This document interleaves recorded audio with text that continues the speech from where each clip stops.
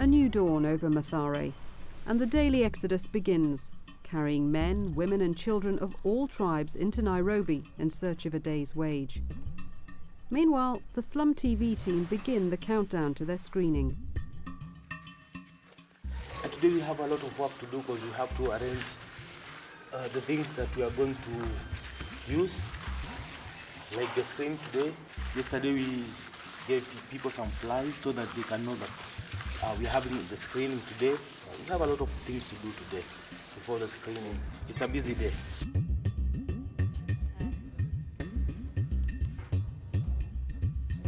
Being part of Slum TV means everything to Cosmos.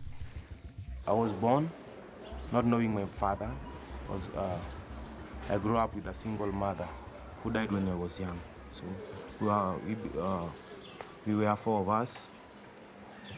After my mother died, we had to be taken to a children's home. So after getting out of the children's home, I started struggling, involving with at least a bad gang. But there was a day that I sat down, thought about my life. If I could not have joined Slum TV, we could maybe be robbing people or have maybe been killed.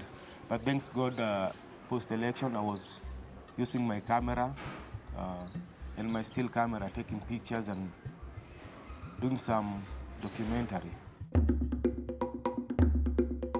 The project has helped Cosmos and the others remain positive and focused on building a future for themselves and for Mathare. I've seen many people here in the slum, their dreams being shattered because they don't have the money, they don't have the means to attain their dreams. And I keep on telling myself, I don't want to be like my neighbor, I don't want to be like my friend, I have to make it in life. And when troubles and problems come on my way, I just tell myself, it's not a mountain, it's just a hill, I'll overcome it. And in Mathare, there are always obstacles to overcome. It will be very challenging because as of now, we are not sure if we'll finish the films on time. And right now, the laptop, I think it has started misbehaving. It has gone on strike. We don't have transport to pick up the PA system. But we are just hoping and praying that someone out there will be touched. Yeah. Nancy lives in a temporary tent. The weather here at the moment is not favorable. At the height of the troubles, the team covered Nancy's story. 8 months pregnant, she'd fled the carnage to a refugee camp without any idea when or how she would get out. Benson and Cosmos are checking on how her situation has developed. Mambo. This is for you. Mambo. Hello. Oh, baby.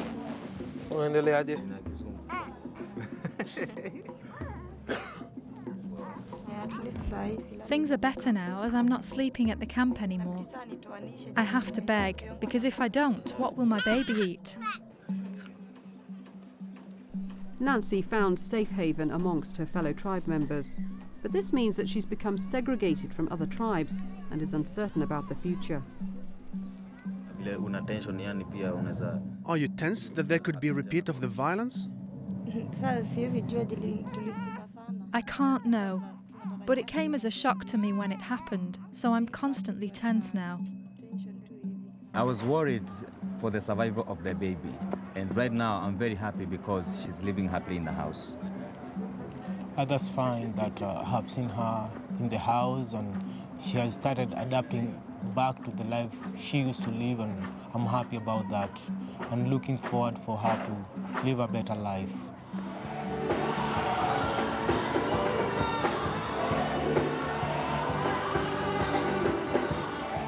This is the woman many residents hope will be their salvation. Mathare's new MP, televangelist Margaret Wanjiru.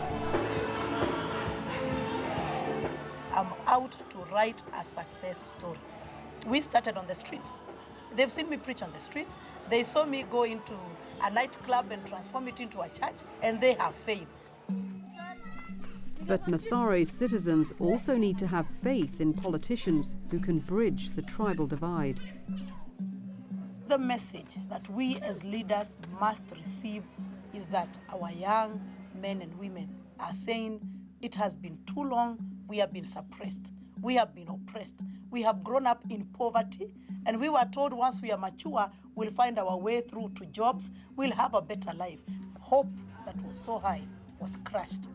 And if you blame them for going mad, I wouldn't blame them, because some of them picked up their TV screens and hit them on the wall. Now, you cannot say that was tribalism. Tribalism doesn't pick up a TV and hit it on the wall. So we could say that part of the country, yes, had ethnic problems, but in my constituency, I don't think it was ethnic at all. It was poverty that contributed the majority of the problems. When you talked to Nancy, she told us that where she's living with Kikuyus because she's a Kikuyu, because she doesn't want to live with the people of the other tribe. So, thinking that there's no tension is not true. There's tension. It is evident that there's tension. Psychologically, it is there that people doesn't want to mingle around the way they used to do before. But whatever the new politicians do about tribal tension, it's already too late for Babu's family. Slum TV had filmed him during the riots when his mum had disappeared. We never found her. From that time of the war, she has never come back.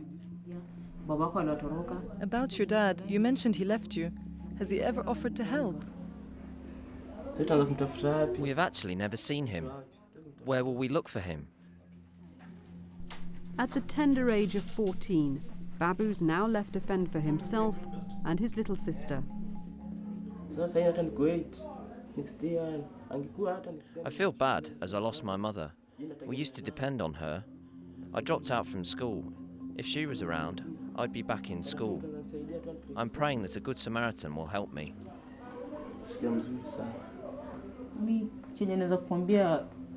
What I'd like to tell you is not to lose hope because your mum passed away. Put your faith in God. One day a good Samaritan will come and help. It might hurt, but don't give up, especially because of this child. Keep working, even if it's collecting rubbish, and let this woman continue helping you. I have no hatred towards any tribe. I leave everything to God. With support, a traumatized Babu has managed to resist the impulse of revenge. When I heard about their story, the two orphans, it touched my heart, and I thought, oh my God, this is the same kind of things that I had to go through. But at least I have a mother who I can talk to. If these kids, this young man can help his sister and can overcome all the troubles, it sort of gives me some new hope in life. Yeah. The screening is now only 3 hours away.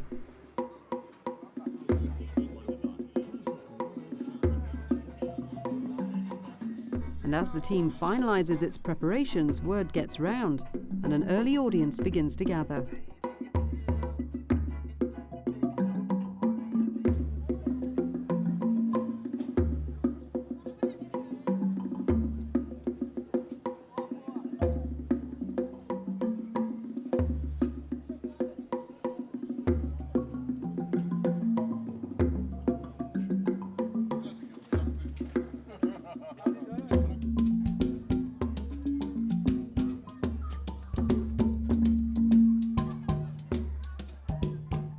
Always ask the people how it feels to have their own screening here, and they're like, we are very happy because we have our own media here in the slums.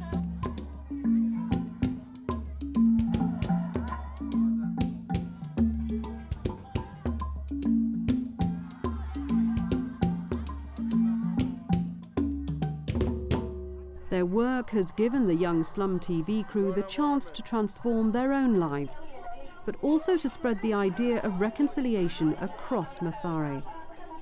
And their infectious optimism seems already to have touched those whose stories they've covered.